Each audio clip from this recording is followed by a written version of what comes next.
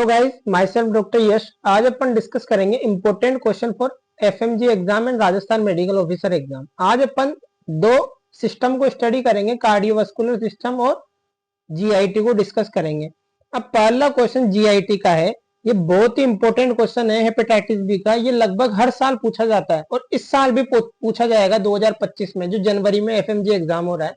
और ये 100% आएगा ये क्वेश्चन। और इसको सोल्व करने के लिए मैं आपको एक फ्लो चार्ट बताऊंगा।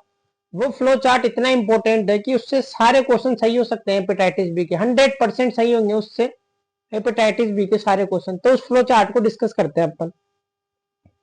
अब उस फ्लो चार्ट को डिस्कस करने से पहले अपन क्या देखेंगे कि पेशेंट का ब्लड सैंपल लिया अपन ने और वो HbSAg पॉजिटिव है, यानी कि सरफेस एंटीजन पॉजिटिव है पेशेंट। अब उसके बाद अपन पेशेंट में क्या चेक करेंगे, anti HbC antibody. Anti HbC antibody check करेंगे। अगर एंटी HbC एंटीबॉडी नेगेटिव है तो इसका मतलब पेशेंट किस में है, अभी इंक्यूबेशन पीरियड के अंदर ही है, पेशेंट को इन्फेक्शन नहीं हुआ अभी।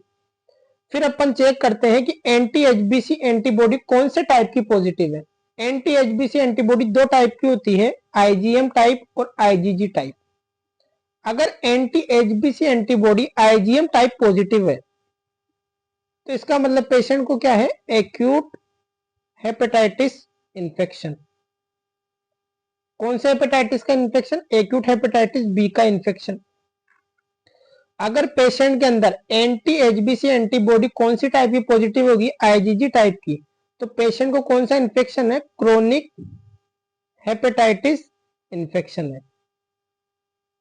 हेपेटाइटिस बी का इन्फेक्शन है। तो ये तो हो गया जब पेशेंट सरफेस एंटीजन पॉजिटिव हो। एक केस आता है कि पेशेंट सरफेस एंटीजन नेगेटिव भी हो सकता है, HbSAg नेगेटिव। उस केस में क्या देखेंगे अपन, उस केस में देखेंगे एंटी HbC एंटीबॉडी। अगर वो भी नेगेटिव आ रही है तो इसका मतलब पेशेंट किस में है, अर्ली इंक्यूबेशन पीरियड में है, अर्ली इंक्यूबेशन पीरियड। अगर anti HbC antibody IgM type की पॉजिटिव है तो पेशेंट किस में है, विंडो पीरियड के अंदर है। अगर anti HbC antibody IgG type की पॉजिटिव आ रही है तो इसका मतलब पेशेंट को क्या है, पास्ट के अंदर इन्फेक्शन था, कभी पहले इन्फेक्शन था पेशेंट को, कभी समझ में आ रहा है, पेशेंट अभी नॉर्मल है। तो ये 6 सिनारियो देख लिए अपन ने। 3 सिनारियो हो गए सरफेस एंटीजन पॉजिटिव, 3 सिनारियो हो गए सरफेस एंटीजन नेगेटिव। अब क्रोनिक हेपेटाइटिस इन्फेक्शन के कई सारे टाइप हो सकते हैं। या तो पेशेंट कैरियर स्टेट में हो, या पेशेंट को क्या हो, क्रोनिक हेपेटाइटिस हो, या पेशेंट को क्या हो, लीवर सिरोसिस हो। तो ये 3 चीजें पॉसिबल है क्रोनिक हेपेटाइटिस के इन्फेक्शन के अंदर। क्रोनिक हेपेटाइटिस बी के इन्फेक्शन के अंदर 3 चीजें पॉसिबल है। या तो पेशेंट कैरियर स्टेज में हो, या पेशेंट क्रोनिक हेपेटाइटिस स्टेज में हो, या पेशेंट लीवर सिरोसिस की स्टेज में हो। तो उस केस में अपन लीवर बायोप्सी करके देख लेंगे कि पेशेंट को सिरोसिस है या नहीं है। समझ में आ रहा है। अब एक और कंडीशन होती है क्रोनिक हेपेटाइटिस इन्फेक्शन में, जिसको बोलते हैं प्रीकोर म्यूटेंट। प्रीकोर म्यूटेंट एक नया टाइप का म्यूटेशन होता है हेपेटाइटिस बी वायरस के अंदर, जिसके अंदर हेपेटाइटिस बी वायरस क्या होगा, HbEAg नेगेटिव होगा। उसके अंदर HbEAg एंटीजन होगा ही नहीं, तो वो HbEAg एंटीजन नेगेटिव होगा। साथ में HBV DNA का लेवल क्या हो जाएगा, बहुत ज्यादा इंक्रीज हो जाएगा। तो अपन उस क्वेश्चन पे जाते हैं, इससे वो क्वेश्चन सॉल्व हो जाएगा इस चार्ट से। अब उस क्वेश्चन को आराम से सोल्व कर सकते हैं अपन। क्वेश्चन में क्या लिखा हुआ है, HbSAg नेगेटिव, यानी कि सरफेस एंटीजन नेगेटिव है। साथ में HbEAg भी नेगेटिव है।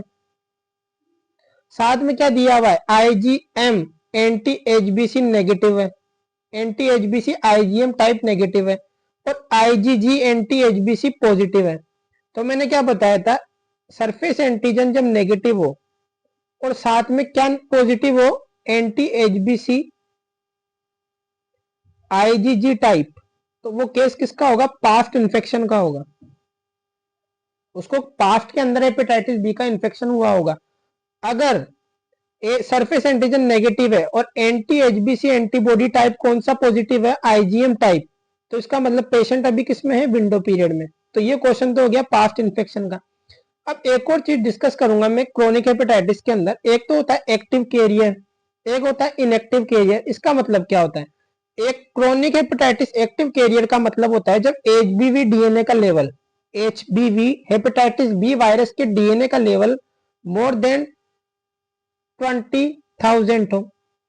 और क्रोनिक हेपेटाइटिस इनएक्टिव कैरियर का मतलब होता है जब एचबीवी डीएनए का लेवल, हेपेटाइटिस वायरस डीएनए का लेवल लेस देन 20,000, 2000 हो, सॉरी, लेस देन 2000 हो। समझ में आ रहा है? अब एक और चीज आती है, ये भी यहीं डिस्कस कर लेते हैं हेपेटाइटिस बी में। पोस्ट वैक्सीनेशन, वैक्सीनेशन देने के बाद हेपेटाइटिस बी की जब अपन वैक्सीन लगाते हैं किसी पेशेंट को, तो वो पेशेंट क्या होगा? Anti HBs positive only, anti HBs positive होगा केवल। अब एंटी एचबीएस का मतलब क्या है कि ये सरफेस एंटीजन के खिलाफ एंटीबॉडी बन गई बॉडी के अंदर। एंटीजन एचबीएसएजी के खिलाफ एंटीबॉडी बन गई बॉडी के अंदर। ऐसा क्यों होता है? क्योंकि जब अपन जो हेपेटाइटिस बी की वैक्सीन देते हैं उसके अंदर क्या होता है? सरफेस एंटीजन देते हैं अपन पेशेंट को, केवल सरफेस एंटीजन देते हैं वायरस का, और कोई भी पार्ट नहीं डालते वायरस का वैक्सीन के अंदर, केवल सरफेस एंटीजन डालते हैं। तो उसके खिलाफ अपनी बॉडी क्या बनाएगी? सरफेस एंटीजन के खिलाफ एंटीबॉडी बनाएगी, जिसको बोलेंगे anti HBC HBs positive antibody. तो केवल एंटी एचबीएस पॉजिटिव होगा पोस्ट वैक्सीनेशन हेपेटाइटिस बी के अंदर। तो समझ में आ गया? तो हेपेटाइटिस बी की वैक्सीन में कौन सी सब यूनिट काम में लेते हैं? केवल एंटीजन काम में लेते हैं, सरफेस एंटीजन वायरस का। समझ में आ रहा है? ये भी एक क्वेश्चन है। तो अपन ने 5-7 क्वेश्चन डिस्कस कर लिए एक ही क्वेश्चन में हेपेटाइटिस बी के। समझ में आ रहा है? अपन डिस्कस करेंगे सेकंड क्वेश्चन। अब सेकंड क्वेश्चन में क्या पूछा है? Which of the following differentiate super infection from co infection of hepatitis D with hepatitis B. अब सबसे पहले अपन समझेंगे कि सुपर इन्फेक्शन होता क्या है। सुपर इन्फेक्शन का मतलब क्या होता है? Acute hepatitis D, acute hepatitis D plus chronic hepatitis B, जब ये दोनों एक साथ प्रेजेंट होंगे तो उसको बोलेंगे सुपर इन्फेक्शन। अब एक्यूट हेपेटाइटिस डी में क्या प्रेजेंट होता है? कौन सी एंटीबॉडी प्रेजेंट होती है? IgM anti HDV antibody present होती है एक्यूट हेपेटाइटिस डी में। कौन सी antibody? IgM type of anti HDV antibody. और क्रोनिक हेपेटाइटिस बी में कौन सी एंटीबॉडी होती है? आईजीजी एंटी एचबीसी एंटीबॉडी। ये दोनों एंटीबॉडी प्रेजेंट होगी सुपर इन्फेक्शन में। अब को इन्फेक्शन क्या होता है ये भी समझ लेते हैं। को इन्फेक्शन होता है acute hepatitis D plus acute hepatitis B. अब एक्यूट हेपेटाइटिस डी के अंदर क्या होता है? ये अपन ने पढ़ाई है, IgM HD, IgM anti HGV antibody, IgM type of anti HDV antibody plus IgM anti एचबीसी एंटीबॉडी। तो को सुपर इन्फेक्शन और को इन्फेक्शन को डिफरेंशिएट कौन कर रहा है? आईजीएम एंटी एचजीवी और आईजीएम एंटी एचजीवी दोनों के अंदर प्रेजेंट है, तो इसका तो कोई रोल नहीं है, तो ये तो हट जाएगी आईजीएम एंटी एचजीवी। तो कौन डिफरेंशिएट कर रहा है सुपर इन्फेक्शन को को इन्फेक्शन से?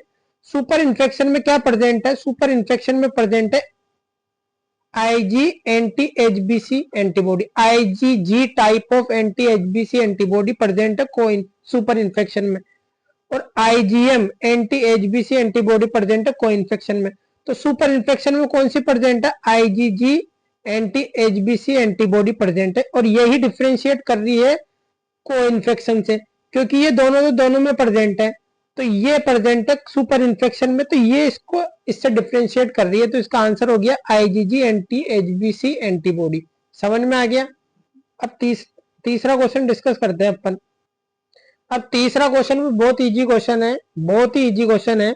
ए patient known case of hypertension on multiple anti hypertensive medications come to the OPD, his ECG finding is given below. ECG finding दी हुई है अपन को नीचे। Which of the following drug is responsible for the ECG finding.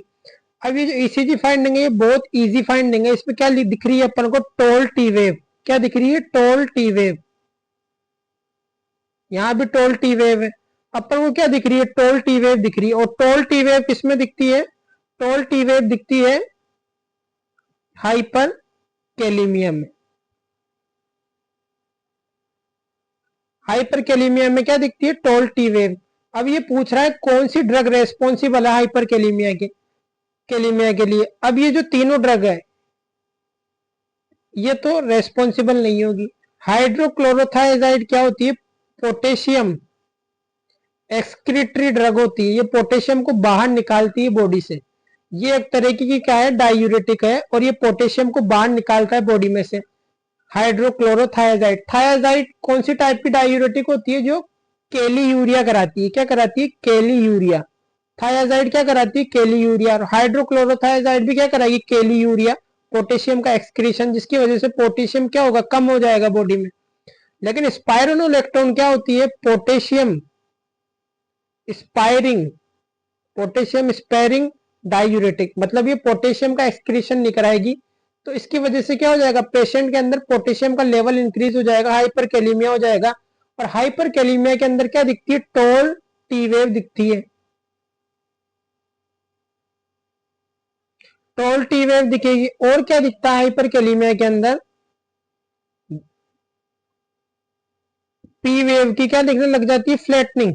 P wave गायब होने लग जाती है हाइपर कैलीमिया। जैसे जैसे हाइपर कैलीमिया आगे बढ़ेगा तो पी वेव क्या होगी, गायब होने लग जाएगी। पी वेव क्या होने लग जाएगी, गायब होने लग जाएगी, जिसको बोलेंगे लॉस ऑफ पी वेव। साथ में दिखेगा wide P R interval, wide Q R S complex. और एसटी सेगमेंट क्या मिलेगा, डिप्रेस। एसटी सेगमेंट का क्या मिलेगा, डिप्रेशन। समझ में आ रहा है। तो ये सब चीजें दिखेगी हाइपर कैलीमिया के अंदर। अब हाइपर कैलीमिया का ट्रीटमेंट भी पता होना चाहिए अपन को। हाइपर कैलीमिया का ट्रीटमेंट क्या होता है, हाइपर कैलीमिया का ट्रीटमेंट होता है कैल्शियम ग्लूकोनेट। क्या होता है, कैल्शियम ग्लूकोनेट। कैल्शियम ग्लूकोनेट क्या काम करता है, ये स्टेबलाइज करता है मायोकार्डियम को। मायोकार्डियम को क्या करेगा, स्टेबलाइज करेगा। ये क्या करता है, राइजेज एक्शन पोटेंशियल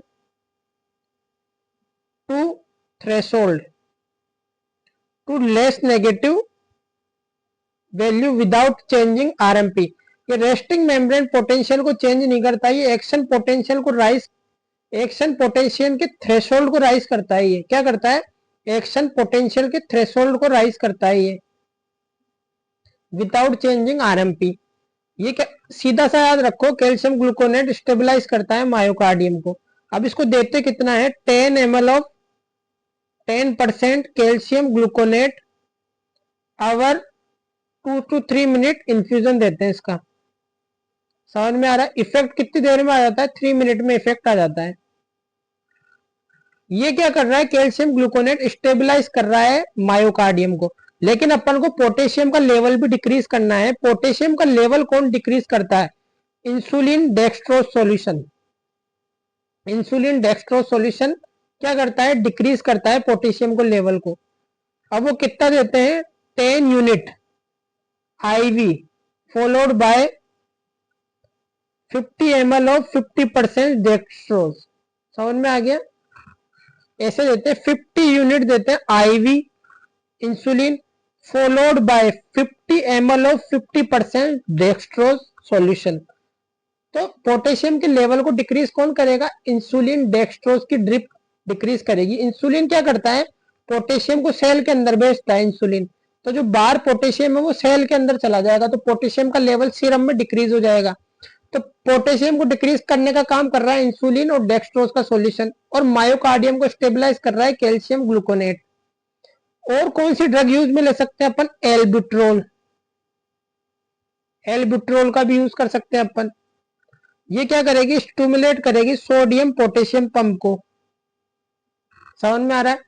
अगर रिफ्रैक्टरी केस होगा, अगर वो ट्रीट नहीं हो रहा फिर भी, तो अपन क्या करेंगे, डायलाइसिस करेंगे। समझ में आ गया। अब अपन देखेंगे फोर्थ क्वेश्चन।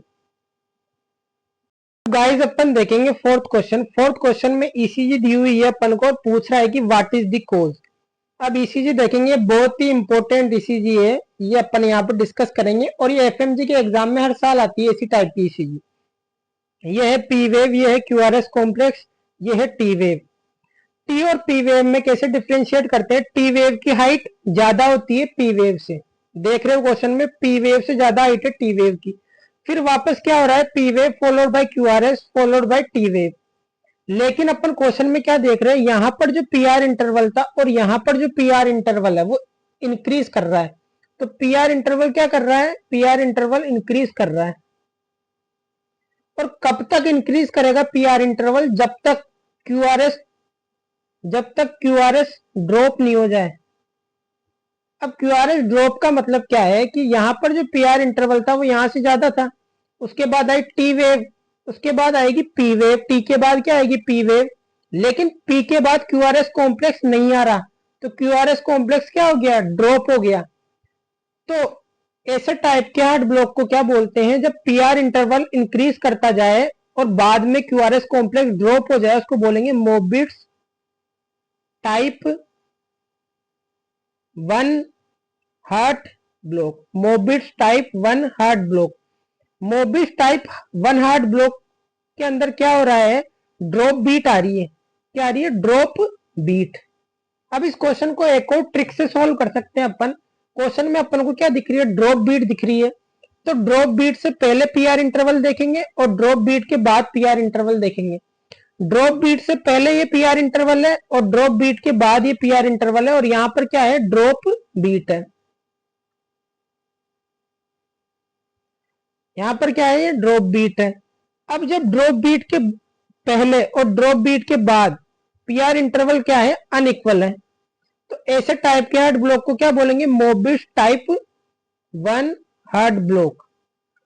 एक और हार्ट ब्लॉक होता है मोबिट्स टाइप 2 हार्ट ब्लॉक। उसमें भी ऐसे ही करते हैं अपन। ड्रॉप बीट देखेंगे, ड्रॉप बीट से पहले पीआर इंटरवल देखेंगे और ड्रॉप बीट के बाद पीआर इंटरवल देखेंगे। अगर पीआर इंटरवल इक्वल होगा तो ऐसे टाइप के हार्ट ब्लॉक को बोलेंगे मोबिस टाइप 2 हार्ट ब्लॉक। अब मोबिस टाइप 1 हार्ट ब्लॉक क्या है? ये भी सेकंड डिग्री हार्ट ब्लॉक का टाइप है। सेकंड डिग्री हार्ट ब्लॉक का टाइप है मोबिस टाइप 1 हार्ट ब्लॉक, जिसके अंदर ब्लॉक कहां पर होता है? ब्लॉक होता है एवी नोड पर। क्या होता है? ब्लॉक होता है। एवी नोड पर क्या होता है? ब्लॉक होता है।